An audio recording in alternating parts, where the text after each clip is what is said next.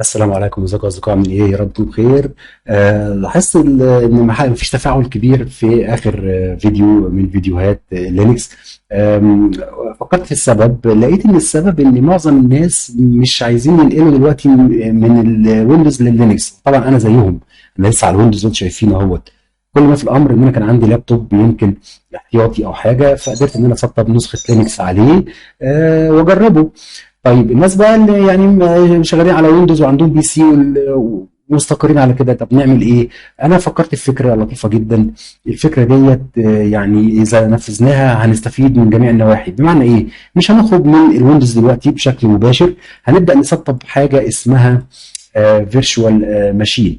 الفيرتشوال ماشين بتسمح لي اني اسطب جواها اي ويندوز انا عايزه، سواء ويندوز ان شاء الله ويندوز اكس بي بتاع زمان، ان شاء الله ويندوز لينكس، ان شاء الله الماك، اي نوع من انواع الويندوز او اوبريتنج سيستم، اسطبه جوه الفيرتشوال ماشين واجربه واتعلمه وابقى فاميليار معاه جدا وفريندلي جدا مع الاوبريتنج سيستم. وبعد ما اخد القرار ابدا اسيب الويندوز في الوقت اللي انا احس فيه ان انا تمام.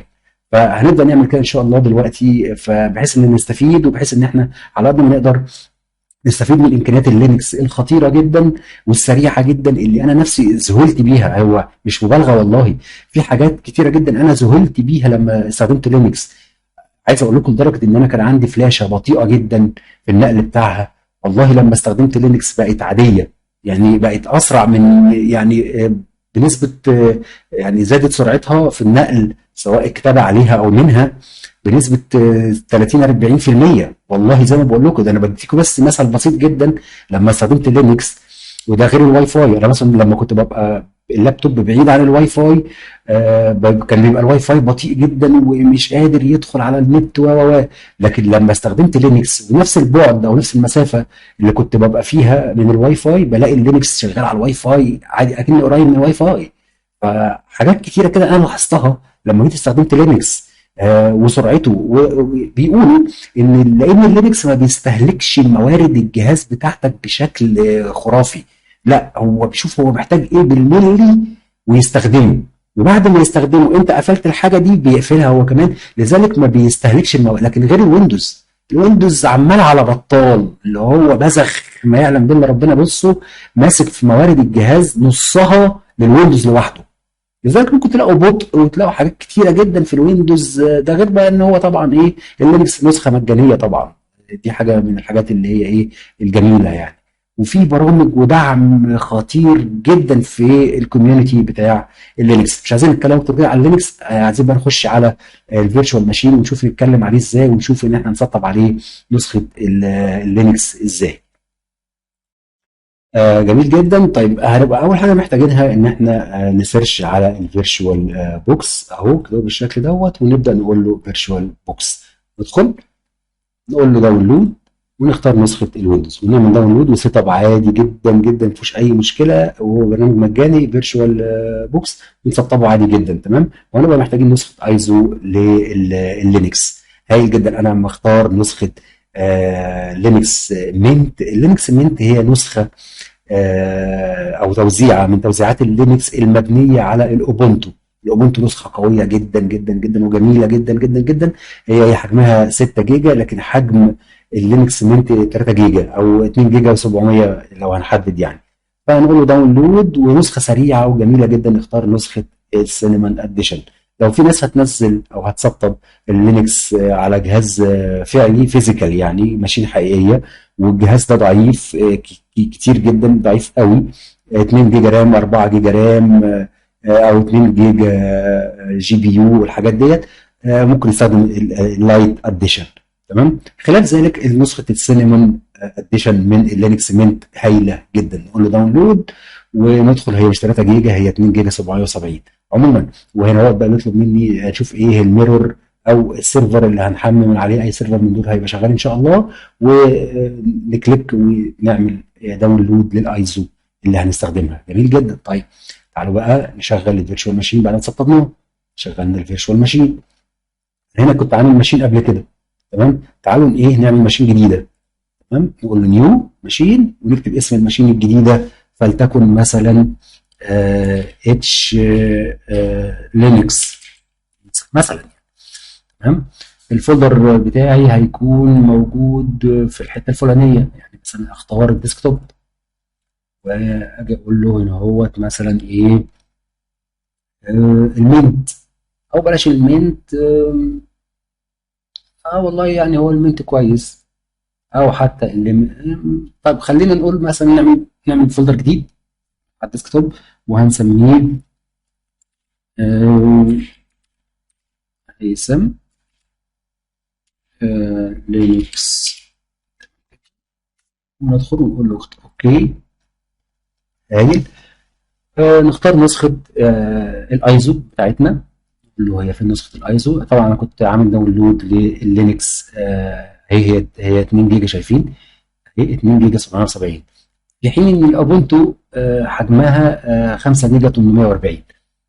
حجمها اقل وخفيفه وسريعه جدا وشبه الويندوز، حاجه جميله جدا. عموما اللينكس منت هنختارها الايزو هايا ونقول له اوكي.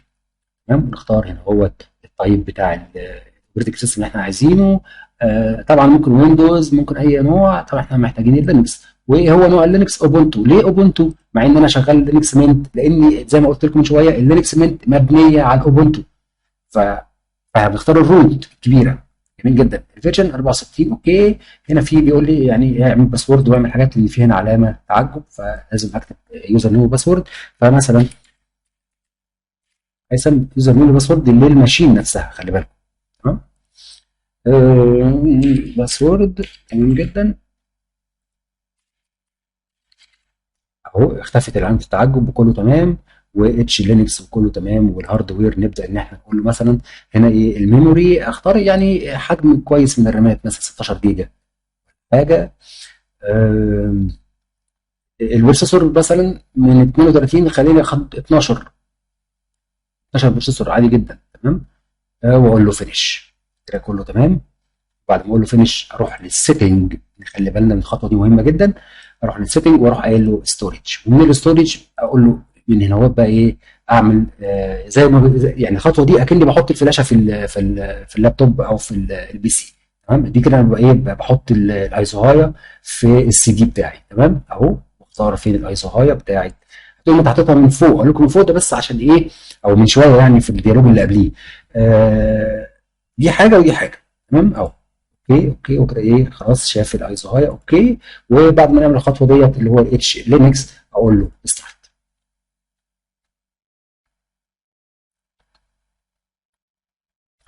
تمام. المفروض هو كده بقى بيستارت الماشين اهي. تمام جدا. بيفتح لي الماشين بتاعتي، بدا ان هو يشوف بقى اللينكس اهون، فبيقول انا هخش على اللينكس دلوقتي. فمن الحاجات الكويسه جدا في اللينكس ان هو بيعمل تجربه لللينكس اثناء او قبل التسطيب، ده لو الناس هتسطبه بشكل فعلي. فاحنا دلوقتي على الفيرتشوال ماشين، بس هو برضو بيعمل نفس الخطوات، بيديك تجربه الاول لللينكس. تمام. قبل ما تسطبوه بشكل فعلي. تمام. فهو دلوقتي حاليا بيعمل تهيئه لللينكس من على الفلاشه عشان يتصد عشان يشتغل من على الفلاشه، سواء احنا بقى كنا حاطين فلاشه حقيقيه في ماشين حقيقيه، او سواء كنا شغالين على فيرتشوال ماشين زي ما احنا شايفين دلوقتي. في الحالتين هيبدا يديني تجربه وتيست لللينكس منت، او سواء لينكس اوبونتو، اي نسخه من نسخ اللينكس بتديني التجربه دي، تجربه ان اجرب السيستم قبل ما اسطبه بشكل فعلي. هايل جدا زي الفل. اهو هو كده ايه، حمل النظام من على الفلاشه او من على الايزو بمعنى اصح يعني. فبيديني تجربه اهو، ادي نظام كامل متسطب عشان اجربه. عجبني والله الواي فاي، عجبني الدنيا، ادي الفايرفوكس، ادي الفايل اللي هو الاكسبلورر بتاع اللينكس اهو عجبني تمام التمام. اقول له اوكي. ستارت منيو اللي هي دي، شايفين شبه الويندوز جدا. وحتى انا عندي اوفيس كمان مجاني في كل اشياء الاوفيس اهي. اوفيس متسطب جاهز جوه اللينكس منت. ادي الوورد اهوت، وادي الكالك اللي هو الاكسل، وفي بقى حاجات مقابله للباوربوينت يعني. برامج هايله جدا. طيب عجبني التست وتمام التمام، وعايز بقى ابدا اسطب. اضغط على الايكونز اللي هي السي دي، اقول له انستول لينكس منت، دبل كليك. هيديني ديالوج بوكس اللي هو بقى هبدا اسطب اللينكس حالا. فبصراحة هو نسخة قوية جدا وشبه الويندوز وفاميليار جدا مع الويندوز.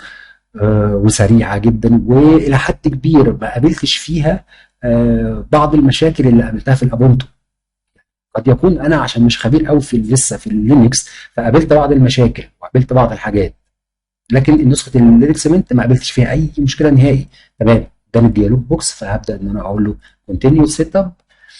هايل جدا. تمام، مفيش مشكله، سيت اب او كونتينيو. هايل. هنا لازم اشيك على الاختيار ده، عشان الاختيار دوت بيعمل داونلود للمالتي ميديا كودكس اللي بيشغل لي الافلام والمالتي ميديا بتاعتي. كونتينيو. اسطب ويندوز عادي جدا، اكني مسطب ويندوز. تمام. و- فانا دلوقتي قلت طب ما يعني احاول استفيد بقى من الفيرتشوال ماشين وانا لسه على الويندوز. يعني انا ما خرجتش بره الويندوز. خدي بالكم انا لسه اهو الويندوز اهو تحت اهو، دي التول بار بتاعت الويندوز، في نفس الوقت انا على الفيرتشوال ماشين بسطب اللينكس. فليه ما نستفدش من الامكانيات دي وليه ما نتعلمش لينكس؟ هنا بقى بيديني حوار من اهم الحوارات او من اهم الديالوج بوكس اللي المفروض تبقى موجوده. هنا بيقول لي انا همسح لك الهارد ديسك، بما ان كده كده احنا على الفيرتشوال ماشين فمش هتبقى فارقه. لكن الفكره ان انا لو على ماشين حقيقيه لازم اكون عارف نوع الديسك اللي هو هيتمسح، سواء كان ويسترن ديجيتال، سواء كان سامسونج، سواء كان توشيبا، وات ايفر. او بنخش على اختيار تاني. هنا بقى مش ديسك، مش هيمسح الديسك بالكامل. هنا هيبدا يقول لي اختار انت الدرايف اللي انت عارف حجمه. يعني خلي بالنا من كلمه حجمه، مش اسمه، عارف حجمه. يعني انا عارف ان انا في درايف انا مقسمه ومخليه لللينكس، ومسميه لينكس، بس هو لما اجي اخش على الاختيار دوت مش هنلاقي الاسم بتاع لينكس، لكن هنلاقي الحجم اللي احنا كنا مقسمينه بيه، مثلا 50 جيجا، 60 جيجا، 70 جيجا، هنبقى عارفين حجمه. فلما هنخش هنا هنخش على الحجم على طول، نكون عارفين الحجم ايه هو، ندخل وعلى طول ايه نقول له سطب بقى او يعني سطب اللينكس على الدرايف ده، درايف بعينه يعني. انما الاختيار دوت بيمسح على طول كل الحاجات اللي على الديسك كله، يعني اللي هو الهارد كله. تمام. لو احنا كان عندنا ويندوز متسطب على الفلاشه او يعني على الهارد، فهيبدا لينكس يديتكت ان في ويندوز، فيبدا يقول لك، يديك اختيار ثالث يقول لك ان انا هسطب اللينكس بجانب الويندوز، وده اختيار مش مستحب قوي عشان بيعمل مشاكل. فانا بصراحه بما ان احنا على الفيرتشوال ماشين فهختار اختيار الايه، الاريز ديسك. فالمهم ان هو بما ان مفيش ديسك فهو هيعدي خطوه معينه اللي هي المفروض يديني اختيار للديسك اللي هيتمسح. فبما اننا على الفيرتشوال ماشين فمش هيديني الخطوه دي، بس انتوا انا بس بقولها لكم عشان تبقوا عارفين ايه اللي المفروض يحصل. تمام، انستول ناو. هنختار الاريز ديسك. جميل جدا زي الفل. بيقول لي ها، هقول له ها ها. أيوة، تمام. هو طبعا يتخطى خطوه الايه اللي ما فيش ديسك هيمسحه، فعلى طول قام رايح للكونتري بتاعتي، احددها تلقائي كايرو. اوكي، تمام جدا. واعمل اكونت عادي جدا. هايل جدا. وباسورد، مهم ان انا اعمل باسورد وكونفيرم الباسورد، وابدا اقول له كونتينيو. بس عادي جدا. بيعمل دلوقتي بقى ايه؟ بيسطب النسخه اللينكس على الفيرتشوال ماشين او على الريل ماشين وات ايفر. المهم ان هو لما هيتسطب هنتعامل معاه اكننا بالظبط جوه اللينكس حقيقي، وهنسطب برامجنا وهنتعلم لينكس وهنشوف ازاي نتعامل معاه، واحنا لسه ما خرجناش بره بيئه الويندوز بتاعتنا. تمام. يعني انا لسه في التيست، يعني يعني هو بيسطب ولسه مديني الديسكتوب بتاع التيست، اقدر اتست اللينكس واشوف الحاجات اللي فيه. على سبيل المثال اثناء ما بيسطب مثلا، خليني اقول لكم ممكن هنعمل ايه بعد ما يخلص تسطيب. اول حاجه هنعملها بعد ما يخلص تسطيب، هنروح على حاجه اسمها ابديت مانجر. ابديت مانجر بالشكل دون. ولما هنروح على ابديت مانجر اقول له اوكي. تمام. وهقول له ابلاي ابديت. انا طبعا انا مش هعمل كده دلوقتي لان هو بيسطب النسخه اصلا. تمام. انا بس بقول لكم ايه اللي هيحصل. ولما اقول له ابلاي ابديت ابلاي، مفيش مشكله. بس ليه بقى؟ لان في خطوه ثانيه هتتعمل. هو بيعمل داونلودنج لحاجات معينه وات ايفر ايه هي. تمام. انا بعمل خطوات اللي هتتعمل بعد ما يخلص تسطيب. تمام. فانا بعملها دلوقتي بوراك عشان برضه تستفيد بايه بالوقت يعني. المهم فهو بيقول لي ان انا محتاج كل الابديتس دي زي بتاعت الويندوز بالظبط، اللي بحدث ويندوز. طبعا دي انا مش هعمل بقى الخطوه دي، مش عشان هي 1 جيجا، لا، علشان مش هتبقى ليها لازمه لان انا في التيست دلوقتي. المهم، فلنفترض ان انا عملت كده من خلال اني ضغطت على الانستول ابديت. بس قبل ما هعمل كده هقول له هنا يس. كلمه يس دي معناها ايه؟ هنشوف دلوقتي. مش معناها ان هو انستول، لا، كلمه يس دي معناها ان هو بيوديني على حاجه اسمها الميرور. الميرور اللي هو اقرب كونتري ليا، انا عاده بسيبها ديفولت زي ما هي، سواء كنت فيرتشوال ماشين او سواء كنت ريل ماشين. المهم اقفل واقول له انستول ابديت. دي انا كاني عملتها تمام، اني ضغطت هنا اهوت. وهو هيقعد بقى يسطب زي ما زي ما هو بيسطب الويندوز كده بالظبط. بالطريقه ديت هيقعد بقى يسطب في الابديت. وبعد ما يسطب الابديت يا جماعه هنعمل ايه بقى؟ هو نفرض ان هو سطب الابديت تمام، هندخل على التيرمينال. هنعمل ايه في التيرمينال دوت بقى؟ هنكتب امر اسمه يوزر نيم مسافه داش ار وانتر. ده بيعمل لي الامر ده، بيديني الفيرجن او الاصدار بتاع الكيرنل بتاع اللينكس. اللينكس ما هو الا كيرنل يا جماعه. ايه هو كيرنل؟ يعني كور، يعني الاساس بتاع اي نظام تشغيل. تمام تمام. اصدار الكيرنل دوت اهو 6 8. هايل جدا. اصدار 6 8. تمام جدا. بعد ما التحديثات تخلص اللي احنا عملناها بقى من شويه، برضه لما هاجي اكتب الامر يوزر نيم مسافه داش ار هيديني برضه 6 8. ازاي ده؟ انا لسه عامل تحديثات. ماشي، بس هو ما عملش تحديث للكيرنل، عمل تحديث لحاجات تانية لكن ما عملش تحديث للكيرنل. طب انا عايز اعمل تحديث للكيرنل، اعمل منين؟ نفس الكلام، ابديت مانجر. ابديت ابديت مانجر. تمام جدا. واضغط. هو طبعا هيديني الحاجات اللي هو المفروض يكون سطبها، يكون سطب التحديثات دي كلها. تمام. اقوم رايح هنا اقول له بقى ايه؟ لينكس كيرنل من الفيو. لينكس كيرنل. لينكس كيرنل هقول له ماشي كونتينيو. وايه اللي هيحصل بقى؟ اللي هيحصل ان انا دلوقتي هيديني اخر تحديث للكيرنل واقول له انستول. يبقى لما يخلص التحديثات دي مش هيحدث لي الكيرنل، هيبقى الكيرنل زي ما هو 6 8، في حين ان اخر كيرنل موجود اللي هو 6 11. زي ما اتفقنا في الفيو، ونجيب الديالوج دوت ونقوم قايل له سطب مين؟ الكيرنل الجديد. ولما يسطب الكيرنل الجديد هنعمل ريستارت. ولما نعمل ريستارت ونيجي نفتح بقى نيجي نفتح التيرمينال ونكتب نفس الامر دون كده هون. هيديني هيديني بدل 6 8 هيديني 6 11 اللي احنا حدثنا من شويه. اوكي. انا قلت استفيد بالوقت اللي هو بيسطب فيه واقول لكم هنعمل ايه بعد ما يخلص سيت اب على طول. هو ده اللي هنعمله. وبرده بعد ما هنخلص الكلام دوت ونحدث هنعمل خطوه برده مهمه جدا اللي هي اللي هو درايف مانجر. درايف مانجر زي ابديت مانجر كده، بس الدرايف مانجر هنا بيديتكت اللي هو الجي بي يو بتاعي، بيعمل ديتكت للجي بي يو. هايل جدا زي الفل. يعمل ديتكت للجي بي يو. طبعا انا عشان على فيرتشوال ماشين فهو دلوقتي بيلوكينج فور درايفرز، فلا ان كل حاجه تمام. لكن هو احنا لو على ريل ماشين او فيزيكال ماشين هيديني بقى الانفيديا او اي ام دي والاصدارات بقى بتاعتي كلها، وهيريكومند اخر اصدار لان هو بيسيرش في النت طبعا ويبدا يجيب لك اخر اصدار من المواقع الرسميه بتاعت الانفيديا او الاي ام دي للدرايفرز بتاع الجي بي يو بتاعك، وتبدا تقول له اوكي سطب الدرايفر. تمام. فدي خطوه من الخطوات اللي هنعملها بعد ما يخلص تسطيب السيستم. هايل جدا زي الفل. انا قلت لكم الكلام ده كله ليه؟ علشان ما نستهلكش وقت كتير في انتظار السيستم. ممكن اعمل بوز وكل حاجه، بس قلت في نفس الوقت اديكم شويه معلومات هنعملها بعد ما يخلص تسطيب النظام. ونفس الكلام هيبقى موجود هنا هو برده. ما هو دوت الابديت مانجر برده. هنا بيقول لي في بعض الحاجات انا محتاجها.